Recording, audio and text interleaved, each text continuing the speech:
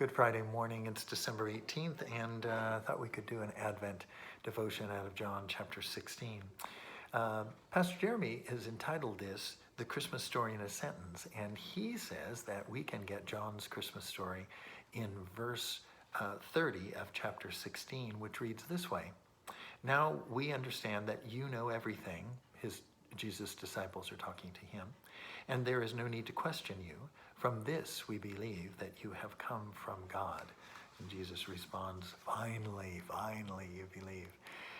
He's been telling them the details about what would happen to him in the last days, his arrest, mock trials. He has identified his scourging and his whipping, his caning, his beating. He's talked about his crucifixion. He's mentioned his death and his resurrection.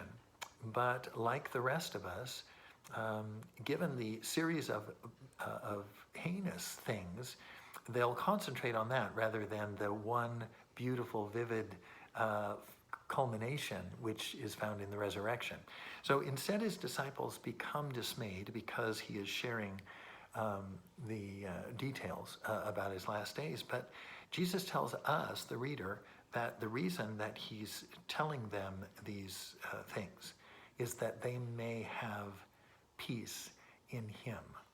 And you and I are left to contemplate what could be peaceful about learning the details of the death of your dearest friend, and knowing that you have no ability to stop it. What could be peaceful in that? The peace in Christ. It's always been incredibly elusive to his people.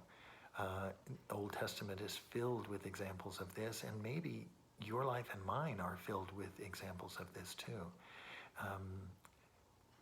The lack of peace is overshadowed by much of our stress and our anxiety and the way we respond to that, or the way we react to those stressful situations.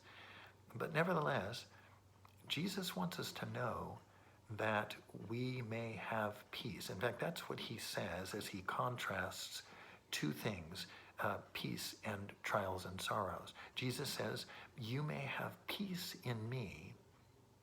And he also says, in this world, you will have trials and sorrows. So the trials and sorrows are are certain in this world, a definite occurrence in this world. But his peace seems to be by his permission. Now, he's always giving us permission. He says, you may have peace. I'll give it to you. But you'll have to look and expect and receive it in me, not in your circumstances, not in what you hope the solution will be, not in the person who comes to rescue you, not in the authority that you or others have, not in your achievements, not in accolades, not in false promises of the world. Jesus says, this peace is in me. You may have it. If you have Jesus, you have peace. You can find it in him. You may have it in him. He will give it to you freely and in great abundance. But we'll all have to learn to look for it in the right place. I think that may be our problem. Jesus is peace. If you have him, you have peace. May you find it in him. Peace is in you. God bless you.